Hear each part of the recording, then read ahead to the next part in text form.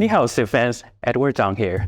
I oversee the economics and combat system of the game. Some say I only appear when the patch notes are too long to read in one sitting. So I'm standing here to walk you through update 122, one of Civilization VII's biggest update yet. Let's dive into what's new. Many of you said the game feels like it's on rails, that it doesn't feel sandbox enough. It's almost like having to do homework and midterms before turning in the finals. In this update, we're handing you the keys to the classroom, adding plenty of control to set your own curriculum. You can now tick Legacy Pass on or off. Yes, you can turn off any combinations of them or all of them at once. So, if you want a game without legacy mechanics at all to enjoy a full sandbox style game, or just want to focus on the Legacy Pass you prefer, you've got the option. As an added bonus, Score Victory can also be turned off for even greater customization. We also added a new Crisis Picker. This lets you choose which crises show up in your game. If there's a particular crisis that doesn't fit your desired game, you can simply uncheck it. There's a new custom AI difficulty setting as well, beyond the 6 standard difficulty settings. You can now tweak individual AI bonuses. You're now able to alter things like their combat bonuses, production bonuses, or science bonuses one by one. Another big one, we added an option to bypass Civ unlocks during age transitions. This means you'll be able to pick any Civ at transition points, no matter what you have unlocked. This is something many players have asked for, especially those who want more freedom to experiment or to roleplay. Finally, we've added a slider for independent power hostility. This controls how often independent powers show up. You can dial it down to make every IP friendly or crank it up if you want to repair waves of raging hostile forces. We made a number of updates to Town Specializations in this patch, including a brand new town focus, a full redesign of the urban center, and a handful of targeted balance changes. Let's start with what's new. Resort Town is a brand new town focus aimed at players who like settling in naturally beautiful areas. It gives happiness and gold on tiles with high natural appeal. On top of that, towns with this focus get a plus 50% yield on natural wonder tiles. Fellow Isabella enjoyers, rejoice! We also fully redesigned the urban center to better reflect its name and purpose. It now reduces building maintenance in that town. You'll also be able to purchase Tier 1 buildings like library, baths, and monuments directly. Remember when AI4 will settle you? Now it's your turn to return the favor. We made a small but meaningful update to Fort Town. You can now purchase many additional walls instead of just one. So go forward, settle your neighbors, build a lot of walls, and watch them struggle to get past your beefed up Fort Town. We also made several new balance changes for a few existing focuses. Religious Site now gives +1 happiness on every building in the town, and still provides +1 relic slot in the temples. Previously, it was just a flat +2 happiness. So now, if you need extra happiness, this focus is your best bet. Factory Town is also getting a small boost. On top of existing bonuses, it now provides +5 trade range. This should help you with trading and connecting cities, fulfilling its economic role. The mining town is often seen as an inferior choice to farming towns, so we buffed it. The production bonus on improvements like camps, clay pits, mines, and quarries have been increased across the board. And finally, a little nerf to mix up all these buffs. We've rebalanced Hub Town. It now provides +1 influence for every connected town, down from +2. You can thank us, Orion, for that. You'll find a few other changes to towns included in the full update notes, so give them a closer look when they go live. Next up, we added 24 new city-state bonuses, 2 new Pantheons, and a big batch of 14 new religious beliefs in this update. Starting with city-states, one of our goals was to add more variety across different game stages. For example, if you've been playing on larger maps or higher player count, you might have seen the same bonus over and over again. This update expands the pool quite a bit, with new options that reflect where you are in the game, like these. On the religion side, we added new Pantheons and beliefs, offering more incentives to convert your own cities and spread your faith. We've added 2 new Pantheons in antiquity, including God of Revelry, which gives happiness on resources in settlements with an altar, and Trickster God, which gives influence towards endeavors and sanctions. And there's a whole range of new reliquary and enhancer beliefs too, which reward things like converting cities with natural wonders, building wonders, or spreading a religion into settlements with lots of rivers, specialists, or trade. Some give you extra relics, some boost influence, some help with movement or unit bonuses.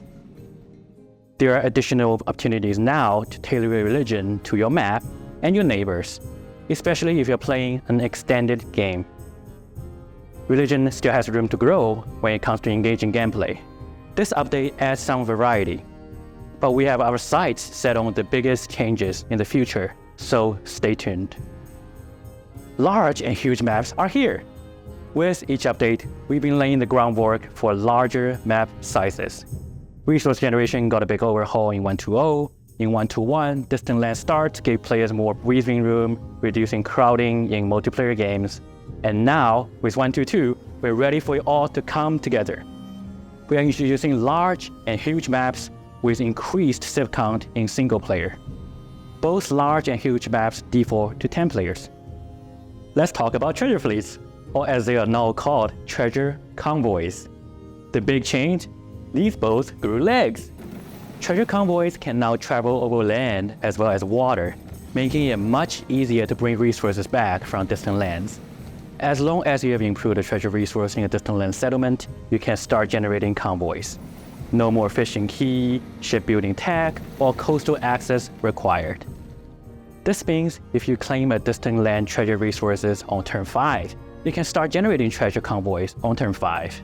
This should provide much better pacing, make inland treasure resources feel much more valuable, and good news, convoys won't get stranded in tiny lakes or landlocked ponds anymore. We are keeping an eye on this pass and all the legacy paths for more ways to open up fresh strategies without losing what makes them feel special. More changes on that front will be coming in the future. We made a bunch of smaller UI improvements over the past few updates, but starting with 1.2.2, you'll start to see more visible changes as well. More details on that when the update releases tomorrow. First up, an overhaul of the loading screen. Here's what's changed. A brand new layout and visual style, updated leader and civ intro tags, paginated info about your civ, leaders, unique units, traditions, and more. And a much better way to surface gameplay guidance without cramming it all onto one screen. And yes, more Gwendolyn Christie voiceover. You'll hear the full narration for civs in this patch and leader tags in later patches. We'll give you a quick sneak peek. From the river-fed fields of grain to the polished limestone obelisks rises Egypt. Nurtured by the black soil that graces its riverbanks, Egypt provides for its people. And in its limestone obelisks and tombs, it challenges the most implacable of foes, time itself. Take up now the sharpened khopesh or the bronze chisel and make your mark. Immortality awaits. Quick note, all languages will get these new loading screens, but VO in other languages is still in the works. We didn't want to hold this up, so thanks for bearing with us while we finish the recording. My personal biggest wishlist item, Steam Workshop support is coming to Civ 7. You can browse, download, share mods directly through the workshop. Just subscribe and they will appear in-game next time you launch. To help people get started, we introduced documentation and some simple example mods made by a few of us on the dev team. You'll be able to check these out once the update goes live. This is the first step towards supporting modding in Civ 7, and we know a lot of you, especially our modding community, are eager for more. We're continuing to look at ways to expand our support over time. For now, we're excited to get Workshop up and running, and even more excited to see what the community does with it. I know this video has been long enough already, but there are some other highlights in this update I want to call out. I will rapid fire through these before I leave you. Pet the dog. Your scout's dog is about to put in some extra work exploring new, large, and huge map types. We added a new pet dog action so you can show your best buddy some love. Specialist Balance Pass. The full curve changes made specialists a little bit too strong, so we tuned down a few specialist-related policies and attribute points. Don't worry, as they are still plenty strong. Last but not least, Isabella got a new, updated ability.